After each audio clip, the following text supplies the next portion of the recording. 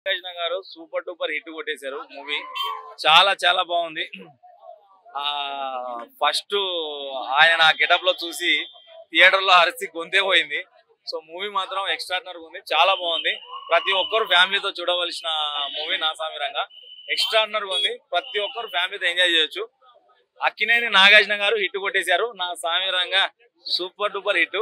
ఈ సినిమా ఫ్యామిలీతో ప్రతి ఒక్కరు చూసి ఎంజాయ్ చేయండి. బీజిఎం బాగుంది, తర్వాత కిరవాణ గారు ఇచ్చిన బీజిఎం బాగుంది. హీరోయిన్ క్యూట్ గా హీరో పక్కన బాగా సెట్ అయింది.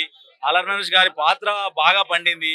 ఆయన వీరాభిమాని నాగార్జున గారికి. రాజ్ తరుణ్ కూడా మంచిగా చేశాడు. తర్వాత మిగతా క్యారెక్టరైజేషన్ అంతా బాగా సెలెక్ట్ చేశారు, బాగుండింది.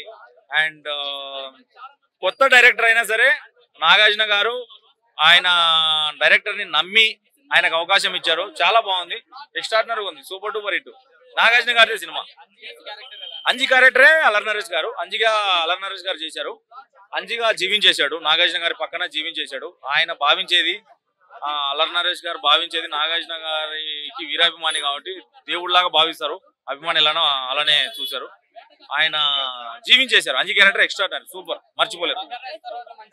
మంచి హిట్ అనుకోవచ్చు, 100% మంచి హిట్. రొటీన్ షేర్ ఏం లేదు, అలా నార్మల్ కామన్ పీపుల్ కి అలా అయిపోయింటది. అభిమానులకు మాత్రం పండగ ఇది. అభిమానులకు ఎమోషనల్ అంటే అది మీరు సెకండ్ సీన్ అంజి క్యారెక్టరే కనెక్ట్ అయిపోతారు, ప్రతి ఒక్కరు కనెక్ట్ అయిపోతారు.